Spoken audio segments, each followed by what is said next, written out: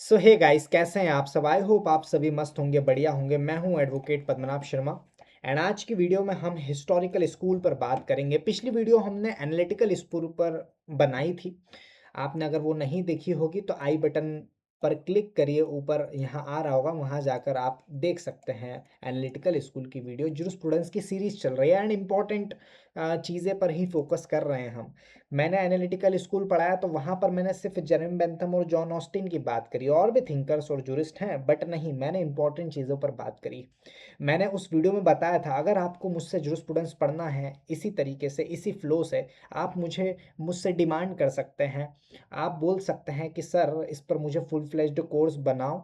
मैं आपके लिए बना दूंगा, क्योंकि मेरा खुद का लीगल पाथ ऐप का नाम है, खुद का ऐप है। वहाँ पर आपको फुल फ्लेज्ड कोर्स मिल जाएगा। अगर आप डिमांड करते हैं तो कि हाँ आपका पढ़ाना अच्छा है, तो मैं उस पर कोर्स बना सकता हूँ, एक जूरिस्प्रूडेंस सब्जेक्ट ओरिएंटेड, ठीक है, जिसमें पूरा जूरिस्प्रूडेंस हम कवर करेंगे। बट यहाँ पर यूट्यूब पे सिर्फ इंपॉर्टेंट चीज़ें पर हम बात कर रहे हैं। एनीवेज, आगे बढ़ते हैं। लास्ट क्लास में हमने एनालिटिकल स्कूल ऑफ जूरिस्प्रूडेंस को देखा था, जहां हमने बेंथम और ऑस्टिन क्या बोल रहे थे वो देखा। वो कह रहे थे दैट द लॉ जो है it is the command of the sovereign, ऐसा उन्होंने कहा था। वो कह रहे थे कि जो लॉ है, इसका मतलब स्टेटमेंट का ये था कि लॉ जो है उसको स्टेट बनाता है, सॉवरेन इन्फोर्स करता है। और मोरालिटी या हम हिस्ट्री की बात करें तो इससे उसका कोई लेना देना नहीं था एनालिटिकल स्कूल का। एनालिटिकल स्कूल नहीं देखा हो तो आई बटन आ रहा होगा, यहां पर क्लिक करके आप देख सकते हैं पहले उसको। तो हिस्ट्री का वहां लेना देना नहीं था। लेकिन आप सोचिए, इमेजिन कीजिए, क्या कोई भी राजा या पार्लियामेंट रातों रात उठकर ऐसे कोई भी ऑर्डर या हम कहें कमांड दे सकती है जो बिल्कुल आपके कस्टम और ट्रेडिशंस के अगेंस्ट हो? क्या वो ऐसा कर सकती है? बिल्कुल नहीं कर सकती। और इसीलिए वहीं से ये बर्थ हुआ, जन्म होता है जुरिस्प्रूडेंस कि दूसरी सबसे इंपॉर्टेंट स्कूल का, जिसका नाम आपके सामने दिख रहा है, historical school of jurisprudence.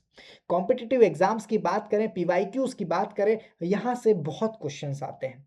And सिर्फ यहाँ से नहीं, जितने भी स्कूल्स हैं, मैंने आपको पहली एनालिटिकल स्कूल में बताया कि स्कूल्स क्यों आए, क्यों स्कूल्स में डिवाइड हैं ये जूरिस्प्रूडेंस, क्या क्या यहाँ पर बात हो रही है और क्या किस सवाल का क्वेश्चन का आंसर दिया जा रहा है, वो आपको उस वीडियो में देखने को मिलेगा, बताया था मैंने।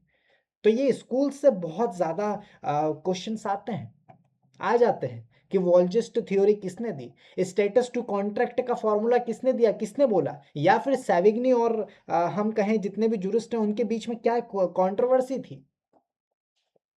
अब अगर आप पूरे कंसेप्ट को रटने के बजाय इसके पीछे का इवोल्यूशनरी लॉजिक जो है समझ लेंगे, तो ये स्कूल जो हिस्टोरिकल स्कूल है ये सबसे स्कोरिंग बन जाएगा आपके लिए। तो आज के इस वीडियो में सबसे, मैं कहूँगा कि इम्पॉर्टेंट स्कूल कह सकते हैं हिस्टोरिकल स्कूल के चार मेजर पिलर्स हैं: मॉन्टेस्क्यू, सेविग्नी, हेनरी मैन और पुचता।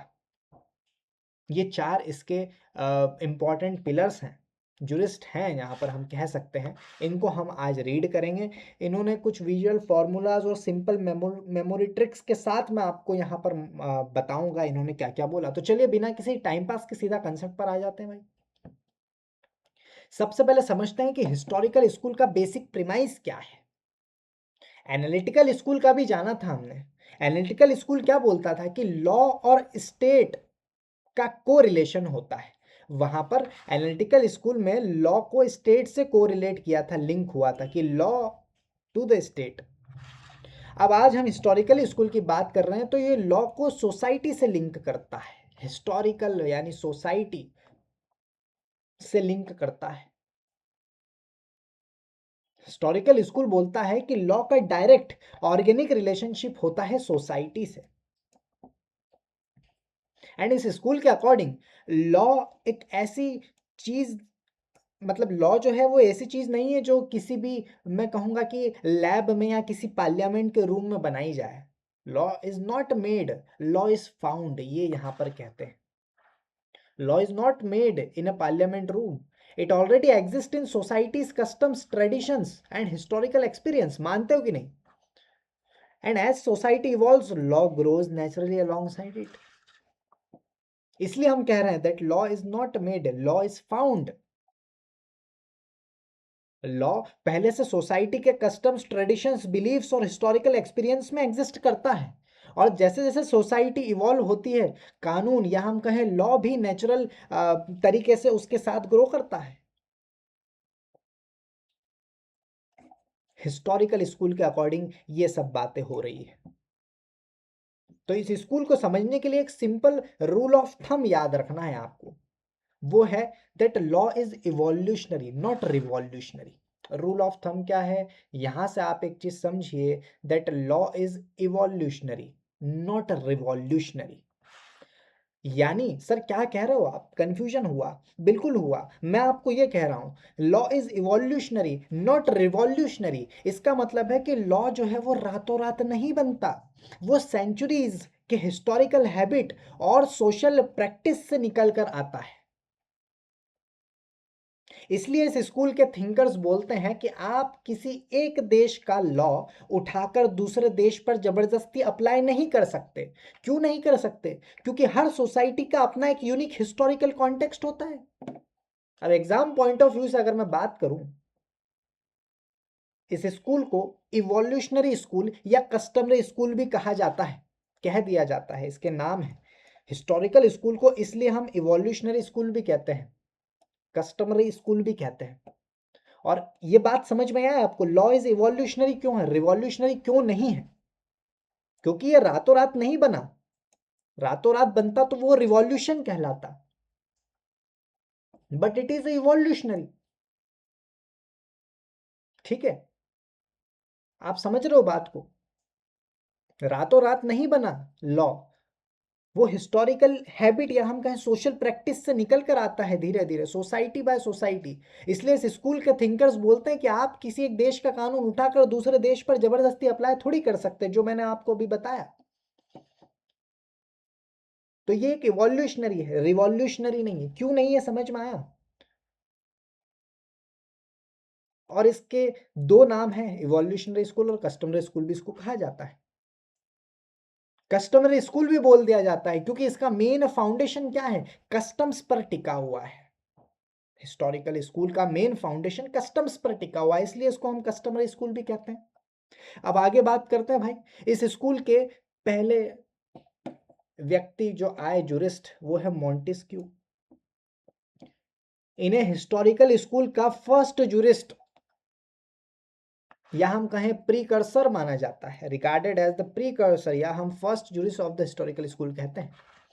इन्होंने अपनी सबसे फेमस बुक लिखी थी जिसका नाम बिल्कुल टिप पर होना चाहिए, that is the spirit of laws. The spirit of laws किसने लिखी? मॉन्टेस्क्यू ने लिखी। मॉन्टेस्क्यू ने कहा, क्या कहा, ये लिखा मैंने। मॉन्टेस्क्यू ने कहा कि लॉ कभी भी आइसोलेटेड इन्वायरमेंट में नहीं बनता। Law never forms in isolation. तो लॉ कैसा होगा, व्हाट लॉ इज, कैसा होगा, ये डिसाइड करता है उस जगह का इन्वायरमेंट, उस जगह का क्लाइमेट, उस जगह का कस्टम, लोकल कस्टम, उस जगह का environment, climate, local custom, religion और सोशल स्ट्रक्चर, ये सब डिसाइड करता है कि लॉ कैसा होगा। आप समझ रहे हो? स्पिरिट ऑफ लॉस पर बात करी किसने? मॉन्टेस्क्यू ने। उन्होंने पॉइंट आउट किया कि जो लॉ कोर मैसेज क्या है, that law must change according to the changing needs of society. ये इनका मैसेज था मॉन्टेस्क्यू का। उन्होंने पॉइंट आउट यही किया कि जो लॉ एक कोल्ड यूरोपियन कंट्री के लिए परफेक्ट है, जरूरी नहीं कि वो एक ट्रॉपिकल कंट्री जैसे इंडिया के लिए भी सुटेबल हो। उनका कोर मैसेज यही था जो मैंने यहां पर अभी वापस बताया, दैट लॉ जो है it must change according to the changing और need of to the society. अगर कानून सोसाइटी के स्पिरिट और लोकल एनवायरनमेंट के हिसाब से नहीं बदलेगा तो वो लॉ ऑब्सोलीट हो जाएगा ना, और लोग उसे फॉलो करना बंद कर देंगे। अब एग्जाम में ये क्वेश्चन अगर आए कि स्पिरिट ऑफ लॉ किसकी बुक है, या सबसे पहले लीगल रिलेटिविटी का कंसेप्ट किसने दिया, तो आंसर हमेशा मॉन्टेस्क्यू होगा आपका। मॉन्टेस्क्यू ने क्या बोला ये आपको समझ में आया, और इसका कोर मैसेज क्या था, बस इतना याद रखो। अब आते हैं स्कूल के सबसे बड़े हीरो पर, सेविग्नी। फादर ऑफ हिस्टोरिकल स्कूल भी इनको कहा जाता है। ठीक है, अब सेविग्नी कौन है भाई? सेविग्नी जर्मन लॉ प्रोफेसर और Roman law jurist, sorry Roman law expert थे। एंड उनके टाइम पर एक फेमस कंट्रोवर्सी हुई थी। पीर जुरिस्ट उनके पियर जुरिस्ट एंटोन थिबॉट, ठीक है, नाम एंटोन थिबॉट, प्रोनाउंसिएशन पे मत जाना, पर हाँ ये जो थे उनके टाइम पर एक फेमस कंट्रोवर्सी हुई थी सेवेग्नी के टाइम पर। इनके पियर जूरिस्ट थे एंटोन, इन्होंने प्रपोज किया कि जर्मनी के लिए एक यूनिफाइड लीगल कोड होना चाहिए, that is code of France की तरह, लाइक कोड ऑफ फ्रांस की तरह होना चाहिए। तो सेविग्नी ने इस प्रपोजल का स्ट्रांगली अपोजिशन किया था और अपना आइकॉनिक ऐसे लिखा जिसका नाम है वॉर्म बर्फ बेरफ on the vacation of our age for legislation and jurisprudence. तो सेविग्नी ने कहा कि जर्मनी अभी रेडी नहीं है क्योंकि लॉ को आर्टिफिशियली कोड करके इंपोज नहीं किया जा सकता। एंड यहां से सेविग्नी ने अपनी मशहूर वॉल्जिस्ट थ्योरी दी। ये है मेन पार्ट, ये याद रखना किसने दिया, नाम आ जाएगा, सेविग्नी ने दिया। और उसकी जो कोर, जो मशहूर उसकी वॉल्जिस्ट थ्योरी किसने दी, सेविग्नी ने दी, या ये याद रखना। तो वॉल्जिस्ट थ्योरी क्या है? वॉल्जिस्ट, वॉल्क्सजिस्ट दो जर्मन वर्ड से मिलकर बना है। वॉल्क यानी पीपल और जिस्ट यानी स्पिरिट। अब इसका लिटरली मीनिंग होता है common consciousness of the people या नेशनल कैरेक्टर, इसका मतलब होता है। तो सेविग्नी ने लॉ की कंपैरिजन लैंग्वेज से की भाई।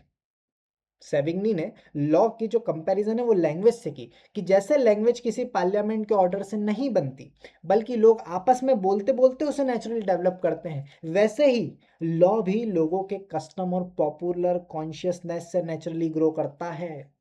ये सेविग्नी का कहना था। सेविग्नी ने भाई सेविग्नी ने भाई ये तो मैंने बता दिया। Just as language develops naturally as people speak, never by parliamentary order, law grows naturally from custom and popular consciousness. तो सेविग्नी ने क्या हुआ, सेविग्नी ने लॉ के ग्रोथ के तीन क्लियर स्टेजेस बताए। आइए समझते हैं। पहला है पीजेंट स्टेज, मतलब जहां लॉ प्योर कस्टम्स और ट्रेडिशन के फॉर्म में रहता है, that is a peasant stage. Law exist purely in the form of customs and tradition, ये पहली स्टेज है उसकी। दूसरी लॉयर्स स्टेज, कि भाई जैसे जैसे सोसाइटी कॉम्प्लेक्स होती है जूरिस्ट और लॉयर्स आकर उन कस्टम्स को सिस्टमेटाइज करते हैं। तीसरी स्टेज डिक्लाइन स्टेज, मतलब जब एक नेशन अपनी नेशनैलिटी खो देता है तो उसका लॉ भी उसके साथ डाई आउट हो जाता है। When a nation loses its nationality its laws dies out with it. And इसीलिए ये तीन स्टेजेस बता के, peasant stage, lawyer stage and decline stage, Savigny ने एक क्लियर डिक्टम दिया that law grows with the people growth and strengthens with the strength of the people and finally dies away as the nation loses its nationality। ये उसने statement दिया। अब ये statement आ जाए, किसने दिया याद होना चाहिए, सेविग्नी ने दिया। कि लॉ जो है वो ग्रो होता है with the growth and strengthen with the strength of the people, लोगों की स्ट्रेंथ से वो स्ट्रेंथन होता है और फाइनली वो मर जाता है, dies away as the nation loses its nationality. आप समझ रहे हो, ये तीन स्टेज जो मैंने बताई इसी का कॉम्बिनेशन है इस पूरे स्टेटमेंट में, तो याद रखना। ठीक बात हो गई सेविग्नी की। अब आते हैं हेनरी मेन। सेविग्नी के बाद हिस्टोरिकल स्कूल को इंग्लिश पर्सपेक्टिव से रिफाइन करने वाले जो जुरिस्ट हैं उनका नाम है हेनरी मेन। एंड ये जो हेनरी मैन है, इन्होंने कंपैरेटिव मेथड का यूज किया और अलग अलग सिविलाइजेशंस के लीगल हिस्ट्री को स्टडी किया है भाई। ठीक है, उन्होंने सोसाइटीज को दो टाइप्स में डिवाइड किया, एक है स्टैटिक सोसाइटी। स्टैटिक सोसाइटी मतलब जो एक पॉइंट के बाद इवॉल्व होना बंद हो जाती है, इवोल्यूशन स्टॉप्स। स्टैटिक सोसाइटी क्या, दो पार्ट में सोसाइटी को डिवाइड किया हेनरी मैन ने, एक है स्टैटिक और एक है प्रोग्रेसिव। स्टैटिक मतलब कि यहाँ इवॉल्व होना बंद हो जाती है, इवोल्यूशन स्टॉप्स। और एक है प्रोग्रेसिव सोसाइटी जो लगातार आगे बढ़ती है। तो हेनरी मैन ने कंपैरेटिव मेथड का यूज किया और अलग अलग सिविलाइजेशन के लीगल हिस्ट्री को स्टडी किया एंड उन्होंने सोसाइटी को दो टाइप्स में डिवाइड किया, स्टैटिक और प्रोग्रेसिव। एंड ये दोनों क्या होते हैं ये भी बता दिया। तो if we talk about progressive society, तो प्रोग्रेसिव सोसाइटीज के लीगल डेवलपमेंट के लिए हेनरी मैन ने एक आइकॉनिक हिस्टोरिकल लॉ दिया जो कॉम्पिटिटिव एग्जाम्स में सालों से पूछा जा रहा है, जिसको हम कहते हैं movement from status to contract. ये इन्होंने लाइन दी, movement from status to contract. किसने दिया? हेनरी मैन ने दिया, याद रखना।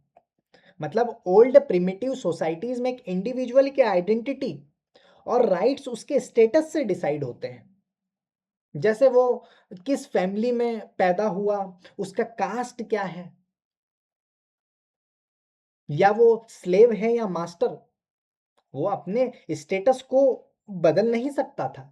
लेकिन जैसे जैसे सोसाइटी प्रोग्रेसिव होती गई, स्टेटस की जगह फ्री कॉन्ट्रैक्ट ने ले ली। इसलिए तो हम कह रहे हैं स्टेटस टू कॉन्ट्रैक्ट।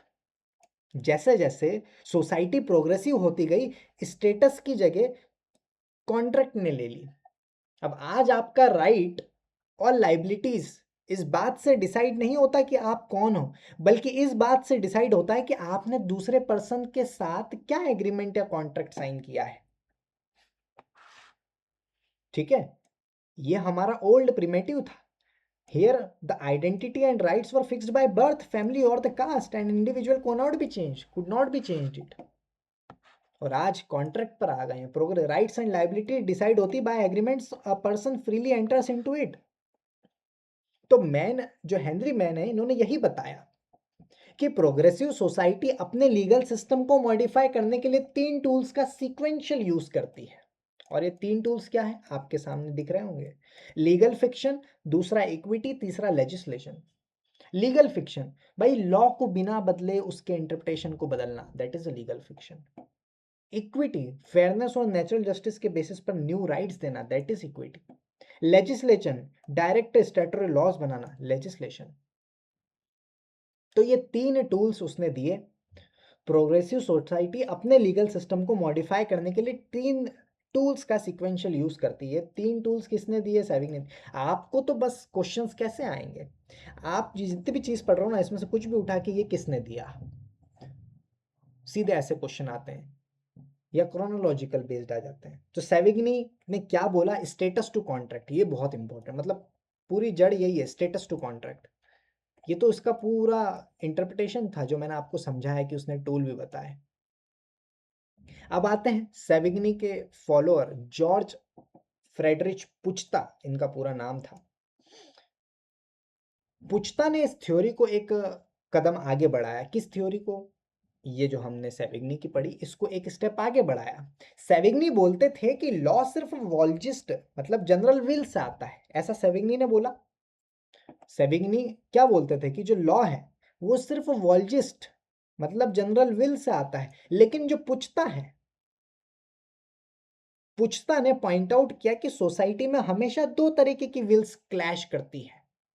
एक है general will, GW general will है,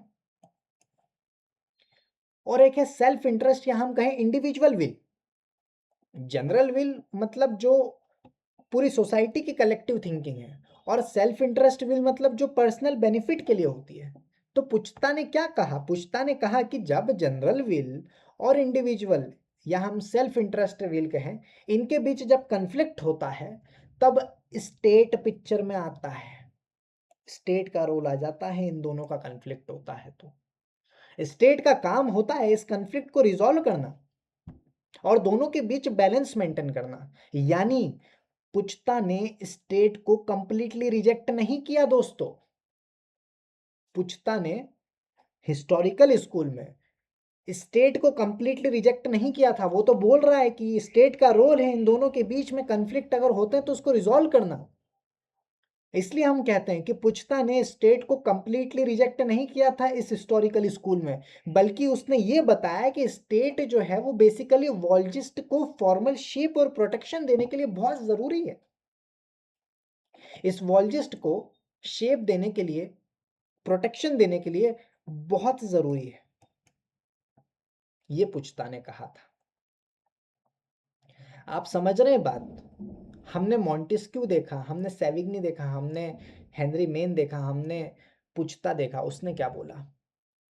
तो चलिए पूरे हिस्टोरिकल स्कूल का एक हाई इम्पैक्ट रिकैप करते हैं ताकि आपके दिमाग में सब कुछ परफेक्टली समराइज हो जाए। यही तो मेन पार्ट है। कोर कंसेप्ट क्या है? That law is not made, law is found, it evolves naturally from customs and society. ये हमारा कोर कंसेप्ट है। तो इसमें मॉन्टेस्क्यू के क्या है कहना?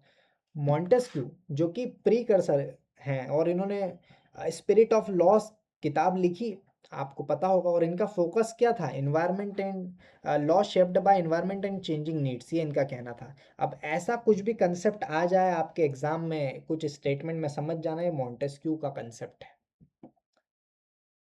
उसके बाद सेविग्नी की बात करें, जो कि फादर ऑफ हिस्टोरिकल स्कूल है, और इन्होंने वॉर्म बेरफ भी दिया था, आपने अभी देखा होगा, मतलब इस वीडियो में बताया मैंने आपको। और इनका की कंसेप्ट वॉल्जिस्ट को रिलेटेड है, ठीक वैसे ही जैसे कि लैंग्वेज ग्रो होती है, लॉ भी, लॉ जो है इट ग्रोज लाइक लैंग्वेज, ये उसने बोला। कॉमन कॉन्शियसनेस पर उसने बात करी, उसने लॉ को एक लैंग्वेज की तरह बताया, ये सेविग्नी बोला। उसके बाद आते हैं sir Henry Maine. Comparative method के लिए इनको जाना जाता है, और प्रोग्रेसिव सोसाइटी से move from status to contract, ये इन्होंने बताया था।